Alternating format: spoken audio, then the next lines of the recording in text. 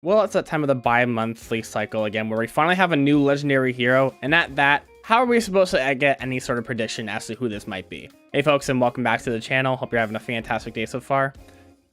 We just have another legendary banner to deal with. I am recording this in the morning after it came out, so I have absolutely no idea what's going on. I mean, I might have saw like one thing as to what it might be, and to be frankly honest, it's like, you can never guess for these sort of legendary banners, so it's always a surprise compared to the mythic heroes where it's like, oh wow, we're going to have a a story OC, and it's just like, okay, well that just ruins the surprise most of the time. But you know what, there isn't an OC here, so we should have a fun time here.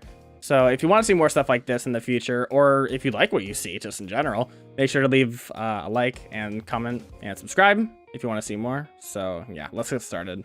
Oh boy, if this is really what I think it is, and I think it is because I saw a little stuff that might have already given it away for me, it's like, it still really is just a what? Yeah, it's okay. Yeah, okay. Who was supposed to guess this sort of stuff? Legendary hero? That sounds like a big deal. What is It is. Okay. Oh, she's an Earth mythic, or not mythic, legendary. Sure, I see. It's like, she's not like, she wasn't one of the leads, right? In that one list from like a while back. So it's like, okay. It really is just like, who is going to guess this, honestly? But I guess it adds up with all the stuff that Sarah Blandy was at least doing for voicing. Because you've had, I'm trying to think. You've had, Resplendent Kagura, that's what it is, yeah. And I think she did some other stuff, so seeing a Faye is not surprising. Oh, Jesus. Alright, so we've got Duma, Roy is our boy, Alm, Milla, Mirabilis, Hell, Triandra, Niffle, alright, sure. Charlotte, Bait, and Uller. Okay, so then it is a fair blue pool to pull for here. So you can get Faye, Niffle, or Uller. Not too bad. Alright. So, Faye. It really does kind of surprise me, but at the same time it's like, I'm really not, just on the fact that there's the whole dragon sort of stuff. I mean, you've already had legendary Tiki before, and then it's like, you have however many alts for all these like dragons, so it's just like, it doesn't really surprise anybody, or at least it really shouldn't, is what I should say.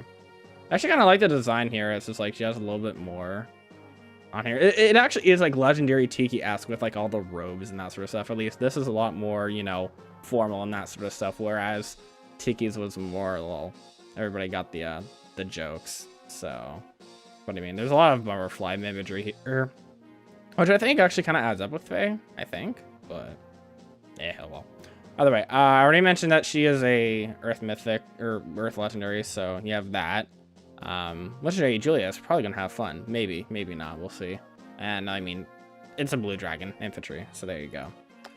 So I saw some weird stuff, so what's going on here exactly? You know what, let's just start with the perf then, just as always. Grants attack +3, dazzling breath, okay. If foe initiates combat or a foe's HP is relatively healthy, but at least not full. Sort of combat inflicts -5 to all stats on foe during combat, and foe cannot make a follow-up attack. Sure.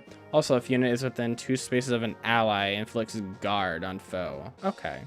And then adaptive damage. Sure. I mean, it's not really, you don't really need to add too much to a lot of these perfs to make it really, you know, work out and be like, you know, super crazy. I mean, you have the damage, you have the stat up or foe stat reduction. And I mean, you're getting rid of follow-ups too, so I guess that does work out. Maybe also with the fact that you've got Dragon's Ire, but it's not like you have anything like null follow-up. Like, anybody who has null follow-up is probably just going to go through this, and it's like, whatever. Shouldn't really surprise anybody. The guard, I think, is nice too, and you get that just for being near an ally, and I think that's just that. I don't know if it's going to be like that. You need it only on enemy phase, like if it applies in that whole logic or whatever. I don't think so. But I think just having guard just for being near an ally, which is probably going to happen because, well, it's not like she's an armor, but, you know, she's going to want to be near allies just simply as that. It's not too hard for an infantry. So that's nice. Life unending. All right, so this is a... 5 turn cooldown special, but okay, at start of turn 1, grant special cooldown count -5, so you just have that immediately ready. Okay. When special triggers, if unit HP is above 1 and foe reduce unit's HP to 0, unit survives with 1 HP. After combat, if unit special triggered, restore 99 HP once per map. Okay. I find that a little bit weird, mostly just down to the fact that it's like you only get the I guess the healing bit once per map, but it's like I don't know what to think about it then. If it's really only something that has like its only gimmick just working out once, it's like, what's the point then? I guess people still are gonna do the whole thing, because I mean Miracle is 5 cooldown, right? It's 4 or 5. People are gonna figure out ways to just make it go down either way, whether it's on her or like an ally, so it's like, okay, does it really surprise anybody? But I find it a little weird that it's just the whole Miracle thing and then activating the HP thing once, just for the entire map. It just feels like a really weird gimmick. Not that it's bad or anything, and not that it's good, it's just like, really? It gives me this sort of hint of, well, this is going to be consistently inconsistent in a way. Just because I feel like if you're really trying to do stuff with this Fae, you're not going to get a lot out of like using this special to its fullest potential, I guess. And I guess that's kind of the point. I think this is really here coming down to if she goes up against somebody that would just take her out completely. Like, well, for example, like Legendary Julia or any other like dragon killers in that regard. So I guess that's why it's there. And it's not like she's going to be completely distraught with her stats either, like worried that she'll die. Because most Faes usually tend to be quite tanky in both stats, like defense and res. So I guess it does kind of work out. And Life Unending is just, you know, a second chance, basically. It's like she would die, but then, you know, she just recovers HP after the combat. And it's just like, okay, well, there you go. You're gonna have to deal with her once again then. So, and that's gonna be weird. I think the only way to really get around that then is literally just null follow-up. Literally. Because, well, yeah. Because you can basically just get around the null follow-up. She's probably not going to have a lot of speed to where she can just innately avoid doubles from a speed stat check. So it's like, whatever. Just do that, make the first hit be the one that would kill and proc Life Unending. And then you go for make the second hit and then kill. It's like, sure. But I feel like that's not going to be the case most of the time, just depending on how her stats are. Although I feel like it's going to be more into her res, if anything, to deal with more of those like magic-based dragon killers, like Julia, for example, because they're literally in the same sort of they're in the same legendary pool of Earth legendary, so they'll be in the same week by that logic. So because you've got Distance Stance, which is new. That's the first, I believe, yeah, it is the first DC that gives, like this sort of thing that isn't like pressure or whatever. That would give you like the self recoil. This is basically, I can't remember what it is, close reversal, but the distant version and res. So it's not going to like do any damage to you. So yeah, it's DC, info, initiates combat, grants res +5. So it works out, simple as that. Then you've got Dragon's Ire to make sure that you can like just do a follow-up attack no matter what on your enemy phase. So it's just like, yeah, that makes sense, especially down to the fact that you're going to be going in on your attack as well, since you've got the attack +3. So it's like, okay, sure, have that go off then.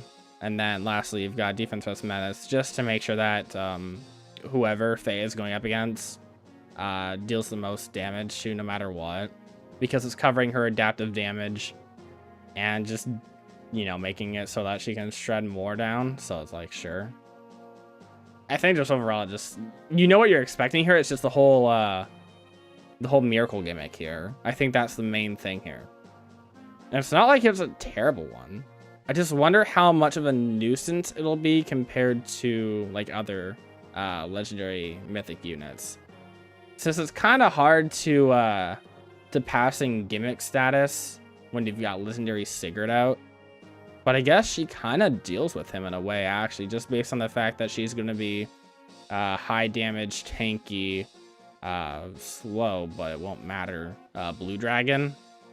So I guess it works out in her favor then. And even if that sticker would do anything, you've got Life Unending. You basically just have a get out of jail free card once per map by having a Mega Miracle. Simple as that. It really is. You don't need to really say much more about this. Her kit is more or less... Would I really say that this is complete? I mean, you can maybe make some other alterations depending on whatever stuff you might want to opt out for instead. I guess it really just depends on the stats to really see if she really wants Distant Stance or if she might want something else. Although it's not like it will really matter. I guess it just depends on if you want to take more physical or magical. And I feel like that just comes down to preference. And again, stats. It's like whatever. Otherwise, she has everything that she could ever want. She has her perf. She has, well, the crazy special. Distant counter with some extra stats in there. Dragon's Ire to give her basically this... a guaranteed fall of just the better Draken QR, and then Defense Rest Menace to make sure that she deals as much damage as she can, because, well, you know, adaptive damage is the thing. So that's cool. And it's another way to get Defense Rest Menace too, because that was lost on Zeke. And yeah, Faye might not be in like a permanent pull because legendary unit, but it's like, hey, at least it's another unit with this skill. And I think that's just useful in general. So there you go. All right, so I think that's about it. I don't think I really have to talk about much more here. So once again, if you liked the video, let me know what you guys think about it in the comments below. I'm always looking for feedback on this sort of stuff so I can get an idea for what people might want, what I can improve on, all that sort of stuff. Let me know if you're also going to be pulling on the spinner as well. Let me know what you think of Faye in general as a unit, just first impressions. Let me know in the comments below. And if you like this sort of stuff, make sure to leave a like and subscribe if you want to see more. And yeah, my name's Val, and I'll see you guys in the next video. Bye-bye, everybody.